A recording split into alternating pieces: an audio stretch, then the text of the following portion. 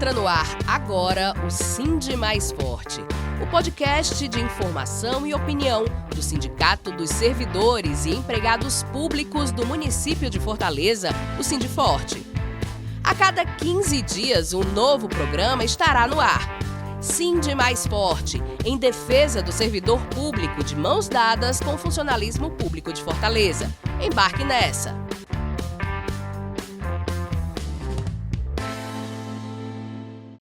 Olá pessoal, eu sou o jornalista Márcio Rodrigues e estamos aqui começando uma nova edição do nosso episódio do Sindi Mais Forte. É o podcast que fala sobre as coisas da classe trabalhadora, dos servidores públicos municipais aqui de Fortaleza, pelo Sindiforte. Exatamente, o Sindiforte é a mais ampla e representativa entidade de defesa dos servidores públicos da capital, traz para vocês o Sindi Mais Forte, que é a visão da classe trabalhadora para os fortalezenses. Por trás das câmeras temos Silvio Mota e César Mota, que garantem a qualidade de som e imagem desse episódio. No Making Off, Júlio Quintana, da House Comunicação. Obrigado, Júlio, por você estar aqui com a gente.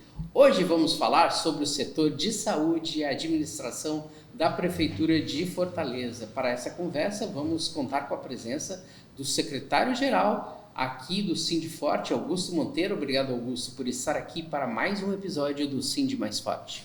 Obrigado, companheiro Márcio, a equipe aqui do Sindi Mais Forte.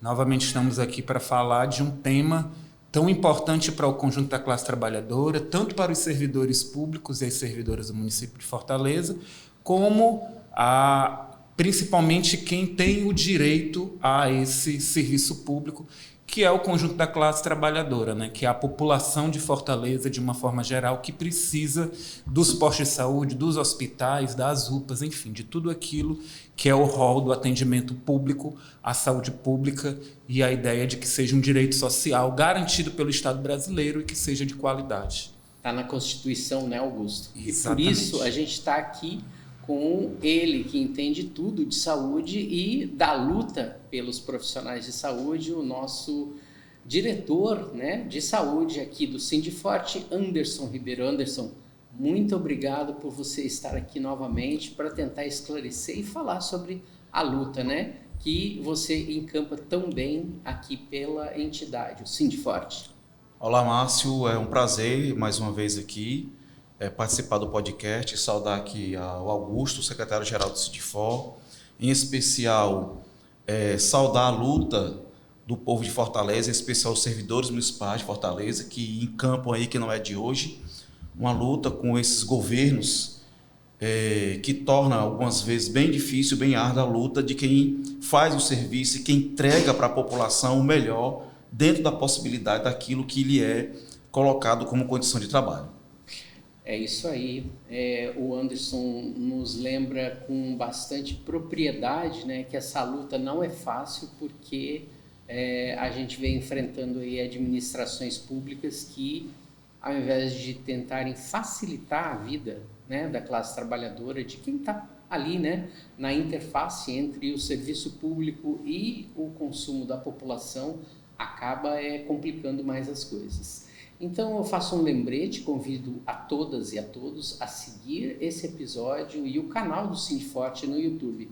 Ative os sininhos e também os avisos de novas publicações, além de acompanhar o nosso novo canal no site do Sindiforte, que estreou um novo design ainda esse ano. Além disso, estaremos no Spotify. Vem com a gente para um novo episódio a partir de agora. É hora de ouvir a voz dos servidores e empregados públicos de Fortaleza aqui no Sindi Mais Diálogo, o quadro que abre o seu Sindi Mais Forte dessa edição. Pessoal, a gente teve ainda no final do mês de junho uma audiência pública do Ministério Público, comandada pelo Ministério Público, né?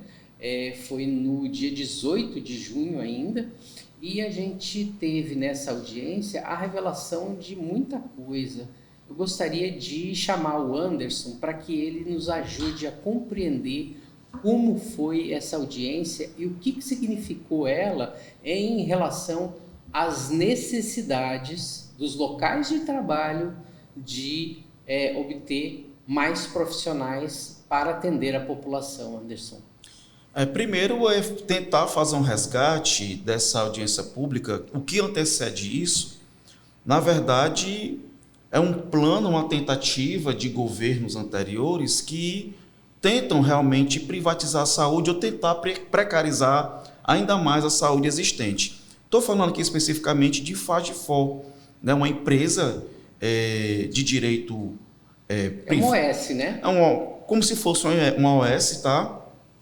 É uma empresa de direito privado, vamos dizer assim, que foi aí instituída por meio da Câmara Municipal, que contrata esses profissionais de saúde como servidores ou como trabalhadores ligados ao INSS, quando, na verdade, nós aqui no Sindiforte defendemos concurso público.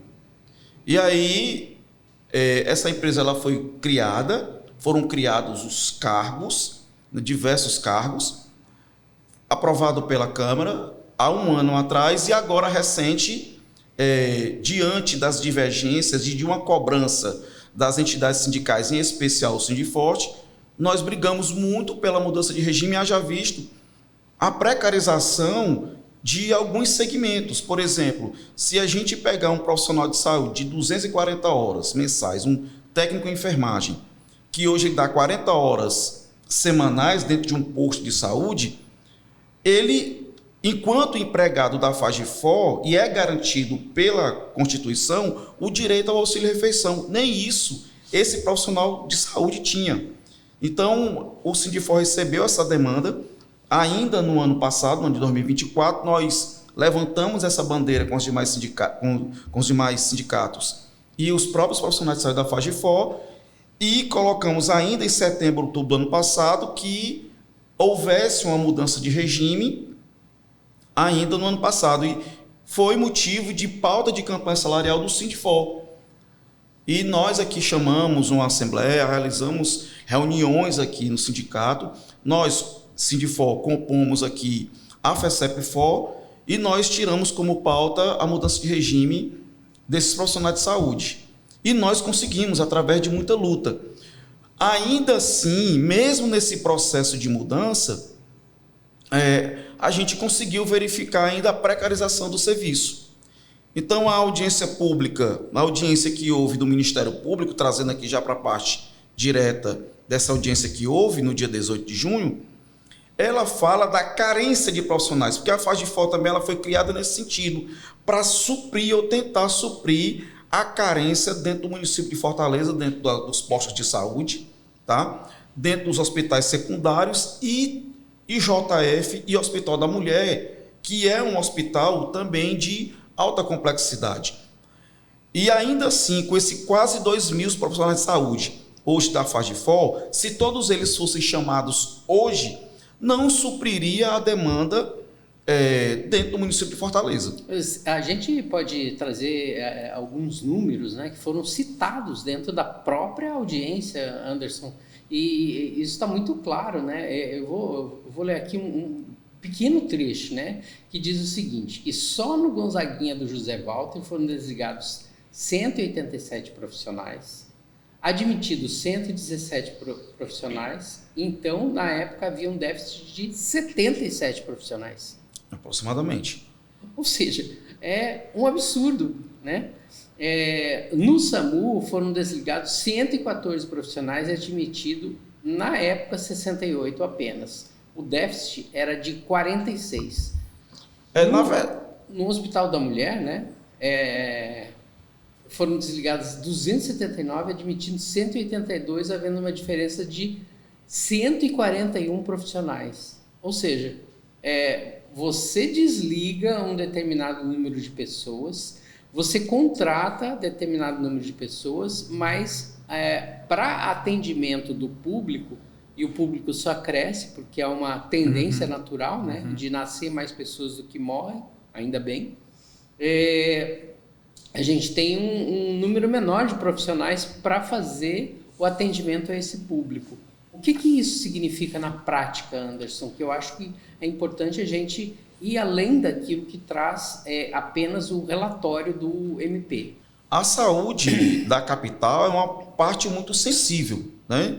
Haja visto o que ocorreu ano passado no IJF, que inclusive no auge da crise da saúde na capital, faltou alimentação não só para os profissionais, mas como para os pacientes e seus acompanhantes. Esse déficit de profissionais, ele não é de hoje. Porém, o município vem tentando emplacar o uso das cooperativas para tentar suprir essas demandas existentes. Quando, na verdade, o Sindifor reivindica e cobra do poder público que seja feito concurso público. Porque nós entendemos que as cooperativas ou os contratos temporários de trabalho são precarizados. E com o concurso público há uma garantia de que essa assistência à saúde da população de Fortaleza ela seja feita com maior qualidade e de uma forma integral. Augusto, a gente está falando aqui sobre uma discrepância bastante considerável quando chega alguém da administração pública e diz assim, não, a gente não vai contratar porque olha aí, ó, o pessoal do sindicato não quer que contrate as pessoas. É uma jogada assim de baixíssimo nível, né? O que é que o sindicato quer na realidade? Massa, Márcio.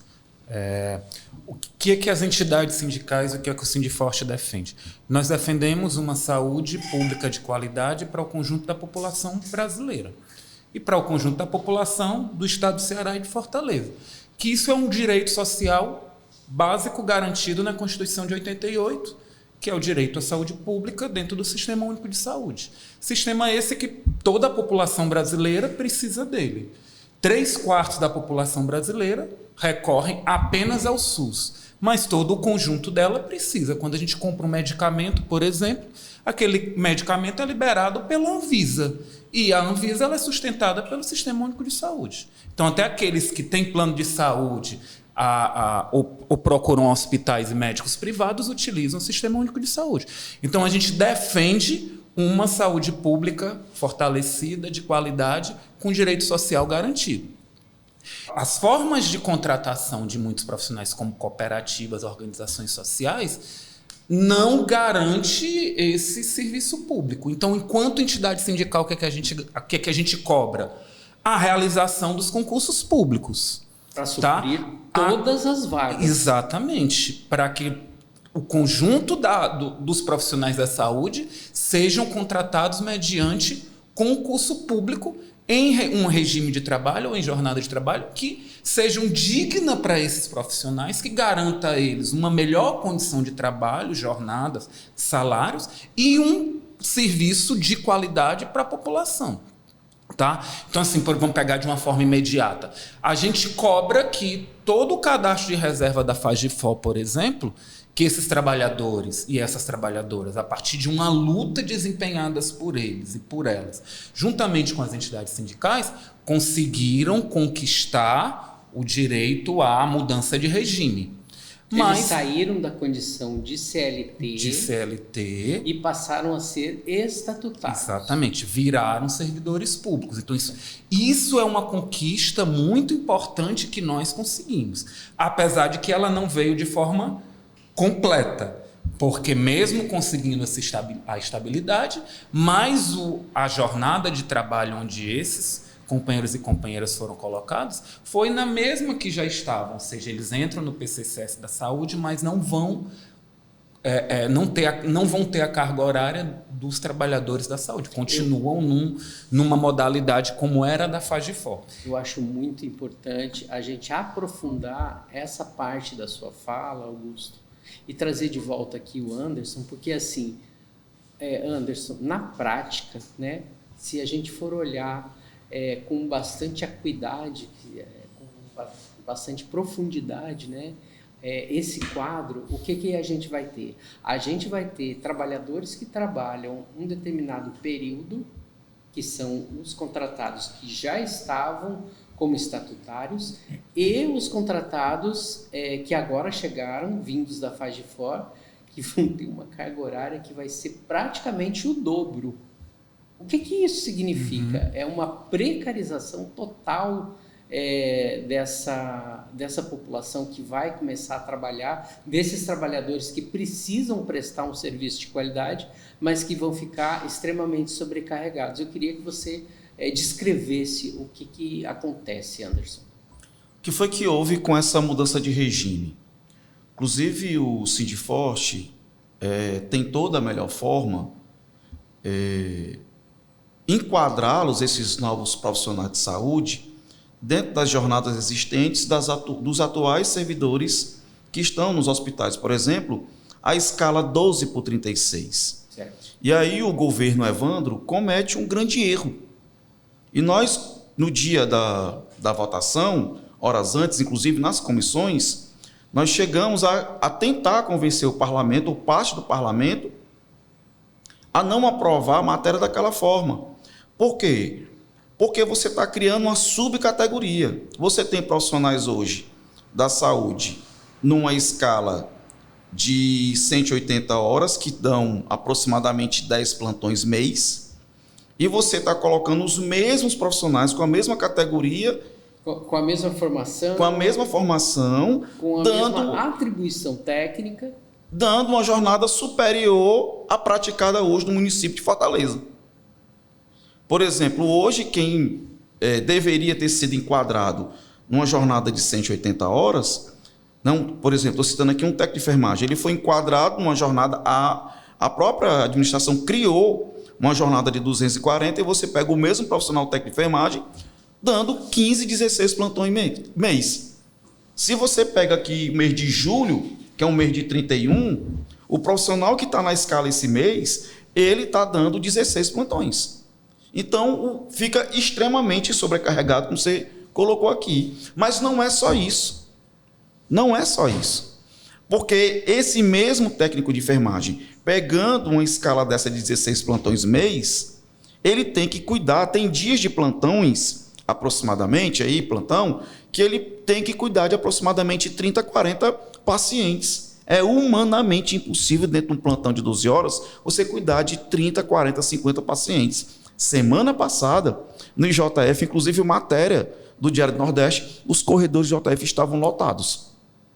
E isso é uma sobrecarga para o servidor. E lá no dia da audiência, no dia da votação, da extinção da FAGEFOR, do enquadramento dos profissionais, a gente já dava esse recado, que daqui a pouco a Câmara está aprovando aqui um projeto, mas que terão profissionais adoecidos, diante de uma escala que é extremamente absurda, cansativa, dolorosa. A gente tem aqui no documento que foi divulgado, né, pelo Ministério Público do Estado do Ceará, um dado que é revelador, né, no sentido daquilo que você acabou de dizer, né, que também comenta que houve uma contratação dos profissionais concursados, mas houve uma diminuição da carga horária, pois os contratados eram de 44 horas semanais e os concursados são de carga horária de 24 horas semanais. O que isso significa, né, na prática para quem está trabalhando? Márcio, a jornada ela precisava ser enquadrada da forma correta. Qual seria, por exemplo, na visão, né, de um dirigente sindical do Sindforte, a forma correta? O que nós pleiteamos hoje, se você pegar uma escala de 240 horas, estou me referindo novamente aqui a um técnico de enfermagem, porque foi uma das categorias mais atingidas, mas os profissionais de saúde de nível superior não médicos também foram atingidos, e alguns deles tiveram sua carga horária aumentada, que não era para ter. Por exemplo, se eu pegar aqui um profissional, um psicólogo, uma nutricionista, um fisioterapeuta, era para ter sido enquadrado na jornada de 144. E não foi enquadrado na 144, foi enquadrado na 180. Até para ele poder fazer o seu serviço de maneira adequada, né? Certamente. Por exemplo, existe um hospital hoje, o Hospital Gonzaguinha do Zé Walter, que assistem mulheres em situação de violência. E ali necessita de um profissional, por exemplo, uma psicóloga, do período noturno. O que é que o município está fazendo? Acabou com as escalas do período noturno e colocaram como diarista. Então, se chegar uma vítima de violência, mulher, no hospital à procura de um apoio psicológico, o hospital não vai ter no período noturno. Ou seja, essa vítima vai esperar até o dia seguinte, e se esperar. Que, na verdade, era para ter ali, resguardado no hospital, um profissional dando aquele plantão. Pois tiraram esse profissional e agora estão colocando como diarista. Estou colocando aqui um dos pontos que são discussões que estamos fazendo nesse momento com a própria SMS. Voltando aqui à escala de 240 para profissionais de nível superior, de nível técnico, essa é mais absurda ainda. Porque deveria ter enquadrado na 180 e não tem. Não colocaram. O que a gente está tentando fazer hoje, ter uma discussão com o município, é que se reduza de 15 plantões mês, a depender do mês, para minimamente 12, 13 plantões, correspondendo à escala de 240, respeitando o descanso de 60 horas. Quando você faz essa matemática aí, 240 horas significa 13 plantões. Ora, se são 13 plantões, por que o município está colocando 15, a depender do mês, ou 16 plantões, por exemplo, aqui no mês de julho? A gente está falando sobre uma precarização, né? Total. A precarização, ela é uma forma de você sobrecarregar os profissionais. Quando você sobrecarrega profissionais de saúde, o que acontece para o atendimento da população em geral, na sua visão, Anderson? Uma perda irreparável da qualidade de saúde durante o período de internamento e pós, porque ele não vai sair dali 100% recuperado, porque ele precisa ter uma atenção maior, integral, assistencial, levando-se em conta todos os segmentos, que é um nutricionista, um fisioterapeuta, um psicólogo, um próprio tratamento assistencial de um técnico de enfermagem, de uma enfermeira. Então, você prejudica a população como um todo, porque isso reduz o tempo de tratamento daquele paciente. Haja vista a quantidade de pessoas que procuram os hospitais públicos. A gente está falando aqui também, Augusto, de política pública, né? Quando a gente está olhando aqui para as necessidades de uma política pública que precisa atender o conjunto da sociedade, a gente está falando também de recursos públicos. E aí existe uma luta de classes, né? Em relação a isso, é bastante claro hoje em dia, né?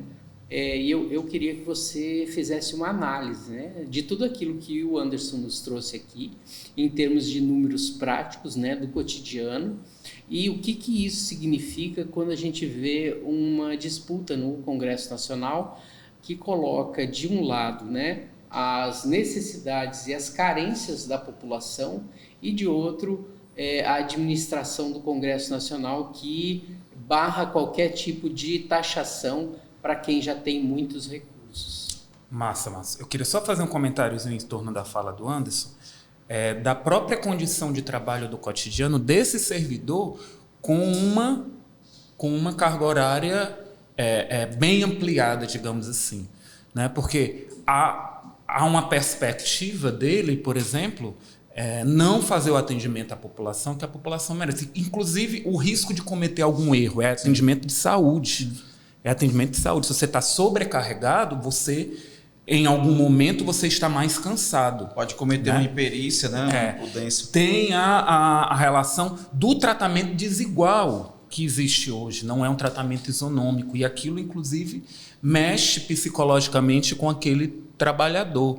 A condição de trabalho ali no cotidiano, a questão da insegurança em que muitos equipamentos se localizam em territórios em que há problemas de violência, e o trabalhador absorve isso também porque está o tempo inteiro ali trabalhando numa situação de instabilidade, não sabe como é que vai estar encontrando ali a situação.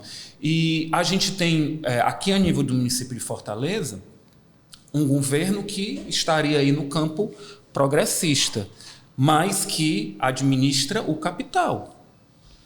Então, administrando o capital, muitas vezes segue a cartilha do neoliberalismo. E essa cartilha do neoliberalismo coloca justamente essa coisa das organizações sociais, das grandes empresas de saúde que existem hoje, que prestam serviço em todo o país e que são algumas poucas grandes empresas, algumas redes aí que praticamente estão no país todo e lucram muito com a saúde, né, e tal, e estão lá disputando, inclusive, os contratos, o orçamento, e estão disputando até o salário dos servidores, né? Porque no capitalismo a gente muitas vezes briga por um programa mínimo, que é ter um salário de qualidade, ou seja, ter um pouquinho daquele orçamento para a gente enquanto classe trabalhadora. A nível nacional, está muito caracterizado essa ideia da luta de classes e para onde caminha, por exemplo, setores como a classe política brasileira hoje. A gente tem um Congresso Nacional que talvez seja o pior da nossa história, que só atende justamente os interesses do agronegócio, né, do setor financeiro, ou seja, daqueles que nos exploram no cotidiano, que hoje as medidas e as políticas que são aprovadas lá vão nessa direção, e o que nos resta? Como a correlação de força a nível de Congresso está bem desfavorável a gente, é cada vez mais intensificar as mobilizações de rua e a pressão. Tanto é que o que é que a gente tem? A gente tem um Congresso que, por exemplo, derrubou a questão do IOF, que era um imposto que ia incidir sobre aquela galera que ganha mais dinheiro, mais rica. Não ia ter um aumento de imposto para a classe média, por exemplo, né? Seria para os super ricos. E, ao mesmo tempo, esse mesmo Congresso aumenta o número de parlamentares na Câmara dos Deputados, de 513 para 531. Contrassenso, né? É uma contradição. E aí, hoje, a gente tem algumas lutas que são nacionais e que precisam ser unificadas, né? Por exemplo, está aí às portas da gente, mais uma vez, a possibilidade de se ter uma reforma administrativa. Está aí. O que representa para o conjunto da população e para o serviço público? Talvez represente o próprio fim do serviço público. Como ele foi estabelecido na Constituição de 1988. Exatamente. Faz parte hoje da agenda da classe trabalhadora, das entidades sindicais, dos movimentos sociais, a luta pelo fim da escala 6x1 com a redução da jornada de trabalho. E, ao mesmo tempo, o que é uma iniciativa importante para tentar reduzir a desigualdade social nesse país é você isentar quem ganha até R$5.000 de pagar imposto de renda. Só que é preciso se tirar esse dinheiro de algum canto. Daí a ideia é se taxar os super ricos, aqueles que ganham mensalmente acima de R$50.000, e que é uma parcela bem pequena da população. E esse Congresso Nacional se coloca contra isso. Então, como é a forma da gente... Porque, assim, talvez até se consiga avançar nos 5.000 da isenção do imposto de renda. Mas o que a gente tem muito medo é que, para compensar aquilo ali, se tire dinheiro de onde? Da saúde, da educação, ou seja, do serviço público. Então, a gente defende a pauta e diz como, inclusive, se fazer com que a pauta ela seja realizada, né? A gente isenta de imposto de renda quem ganha até R$5.000 e compensa cobrando mais imposto para os super ricos, né? Enfim, e olha que nós não estamos ainda nem falando de um imposto sobre grandes fortunas, né? E aí você vê, ou seja, esse pouquinho aí, que é muito pouco dessa galera que é milionária e que é bilionária no país, mesmo assim o Congresso Nacional Brasileiro se mostra contrário a isso. E é muito importante a gente intensificar as mobilizações. Um campo importante e que muitas vezes também é desfavorável a gente é o das redes sociais. Mas até que as estratégias, no momento, elas estão levando o Congresso Nacional a ficar incomodado, né? Esses novos vídeos que estão circulando aí estão trazendo incômodo aí para esses caras. Então, é preciso se intensificar a mobilização nas redes sociais e fazer o enfrentamento necessário nas ruas com unidade e de forma a gente avançar e chegar com as massas para fazer esse enfrentamento, que é uma das formas da gente conseguir ter um pouquinho desse bolo que é produzido pelo capitalismo e que só é concentrado nas mãos dos super ricos, do setor financeiro, do agronegócio. Enfim. E de quem domina o Congresso Nacional, né? E talvez daqueles que estão do qual o Congresso Nacional está a serviço. Que muitas vezes são os próprios, né? Ou são os representantes desses aí. São eles muitas mesmos. vezes. Exatamente. A gente... Agora eu te respondi a pergunta? Era isso mesmo? É mais ou menos isso, né? Mas a gente não pode perder de perspectiva que a gente tem aí pelo meio do caminho uma forma, né, de invadir o espaço que é dos políticos por meio de um plebiscito, né? E a gente vai ter um plebiscito, a gente está acontecendo um plebiscito que está sendo chamado pelas organizações sociais da sociedade civil organizada, sindicatos, né, as frentes de luta, as frentes, a igreja. E eu queria que você também convocasse as pessoas a participarem efetivamente. Pronto, já se iniciou, inclusive o Sindiforte é um local em que a gente está fazendo a coleta de votos. Certo. Aquele servidor e aquele servidor, ou aquele trabalhador e trabalhadora que queira votar aqui no Sindiforte, a gente está colhendo os votos de um grande plebiscito nacional, né? Plebiscito nacional esse organizado por entidades sindicais, por movimentos sociais. E o objetivo é arregimentar quantos votos? Pelas centrais sindicais, o maior número necessário, o maior número possível. É uma forma de fazer esse enfrentamento e da gente tentar avançar nessa pauta. Então, o maior número... Tanto é que é uma grande mobilização nacional e Fortaleza está bastante mobilizado. O plebiscito nacional unificado, tem as frentes de luta, Povo Sem Medo, Brasil Popular, temos o Fórum das Centrais, o conjunto das centrais sindicais, o conjunto das entidades sindicais, outros setores organizados da sociedade, por exemplo, a Igreja Católica tem setores que estão envolvidos nesse plebiscito popular, associações de moradores, pastorais, há outros campos religiosos, inclusive, dentro do setor pentecostal, ou seja, há uma grande mobilização nacional em torno da gente poder avançar nesse plebiscito popular. Que o que é o ponto do plebiscito popular é justamente a redução, o fim da escala 6x1 com a redução da jornada de trabalho e a isenção do imposto de renda com quem ganha até R$5.000, com a taxação, com a cobrança daqueles que ganham acima de R$50.000. E a nível nacional, inclusive, estão acontecendo vários atos, né? Tivemos exemplos aí do que aconteceu no último dia 10 de julho, aí, mas há outros momentos. E até setembro, né, a ideia é que a gente consiga ter uma votação como nunca acontecido num plebiscito popular aqui no Brasil. A gente lembra aí do que foi o plebiscito da ALCA, por exemplo, enfim. Mas a gente está bem organizado, está bem mobilizado e a gente espera avançar, e o Sindiforte está junto e está jogando a energia e a força necessária para que a gente consiga avançar enquanto classe trabalhadora.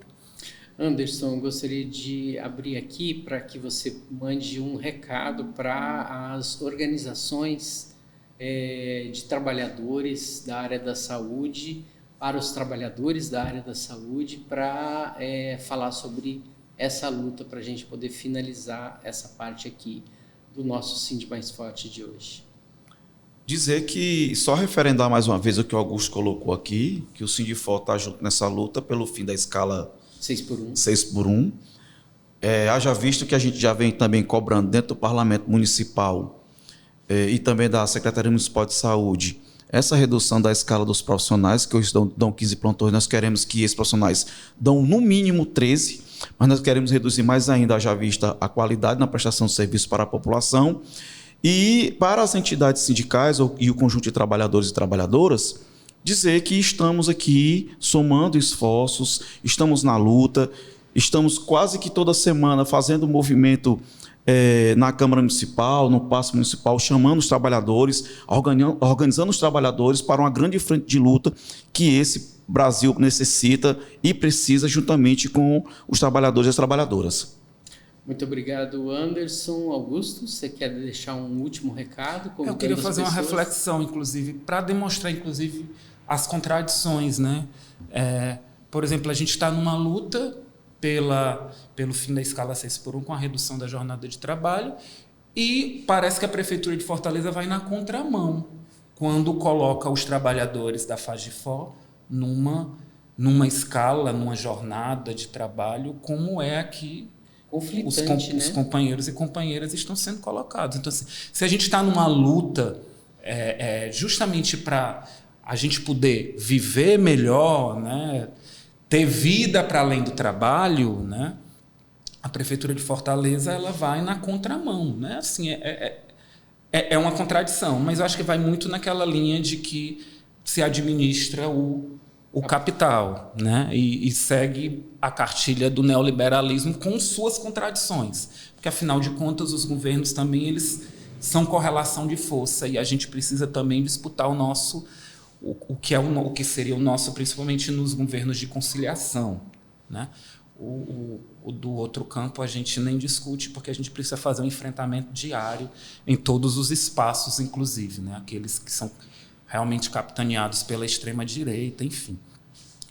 Então, assim, só colocar essa contradição aí e dizer, mais uma vez, assim, agradecer mais uma vez o espaço.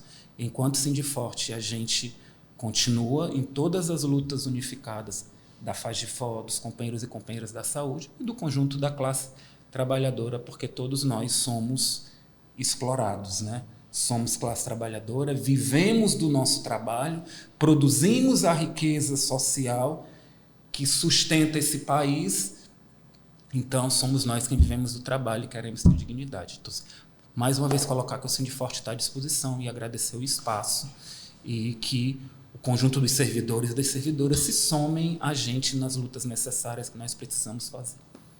Muito obrigado, Augusto Monteiro. Muito obrigado, Anderson Ribeiro. E a gente vai encerrando aqui esse Sind Mais Diálogo. Já já a gente retorna para apresentar para vocês o Sind Mais Cultura. O associado do Sindiforte que precisa de orientação jurídica para problemas de ordem administrativa ou trabalhista, civil e direito de família pode ser auxiliado pelo seu sindicato. Para marcar horário, você que é sócio do Sindiforte pode agendar uma consulta com os nossos advogados. Eles prestam serviço na entidade de segunda a sexta-feira, das 7h30 às 11h e das 12h30 às 16 horas. Ligue para o número 085-3211-3700 ou 3211-3706. Se preferir, entre em contato pelo WhatsApp 85-999-760072. Seu sindicato não te deixa na mão. Venha para o Sindiforte.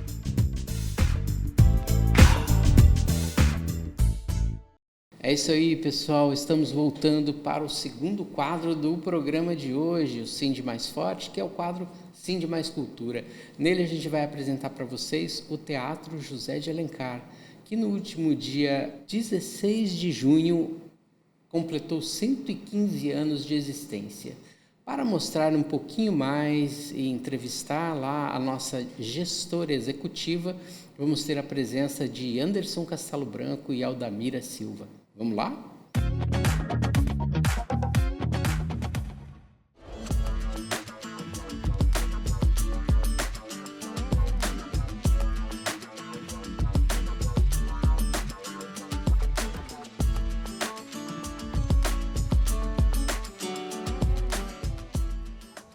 Olá, sou Janson Castelo Branco, diretor de Eventos e Cultura do Sindifor.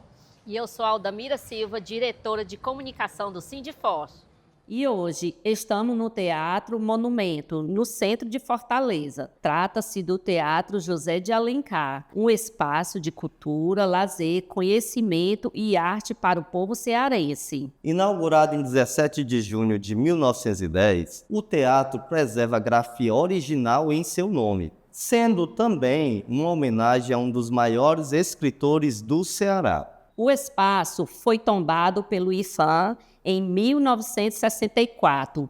Passou por várias reformas, sendo a mais importante realizada em 1990 a 91. Referência artística e turística nacional, o Teatro José de Alencar desempenha importantes papéis na vida cultural cearense. É um espaço aglutinador de pesquisa, formação, produção e difusão artística, sendo também palco de inclusão social, firmando o seu compromisso com o futuro. Estamos aqui com Natália Escosta, gerente executiva do Teatro José de Alencar. Tudo bem, Natália? Tudo bom? Boa tarde. Boa tarde. Nós estamos aqui para saber algumas informações do teatro e, a princípio, queria saber qual é a importância do teatro para a cultura cearense, na sua visão.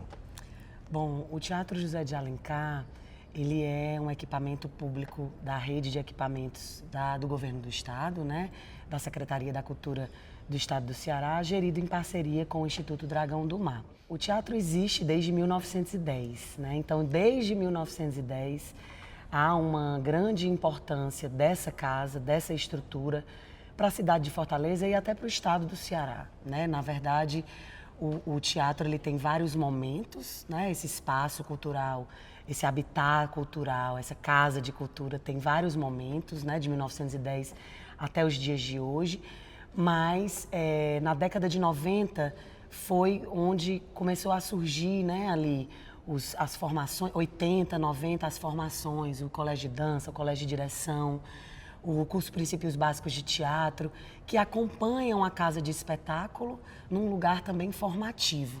Então, para responder essa sua pergunta, é importante a gente entender que, tanto como casa de espetáculo, né, acolhendo os coletivos artísticos, artistas e grupos produtores locais, regionais, nacionais e internacionais, né, organizando esse espaço para colocar política pública cultural e se colocar como um equipamento que entrega política pública cultural, né, para a população. Então, isso é de extrema importância, né, para a cultura cearense.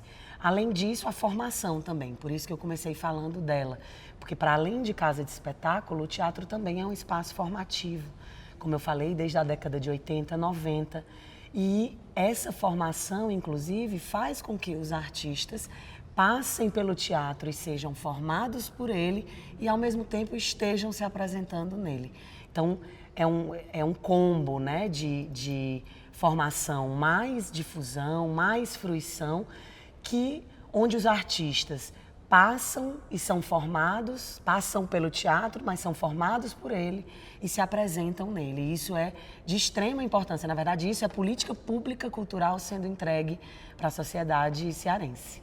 O Teatro José de Alencar tem visitas guiadas a preços populares, uma programação diversificada com espetáculos teatrais e musicais, além de espaços de aprendizagem.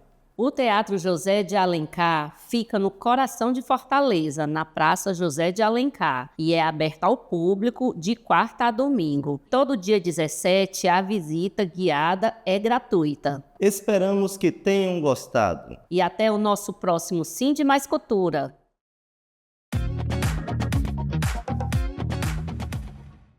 E aí, gostaram?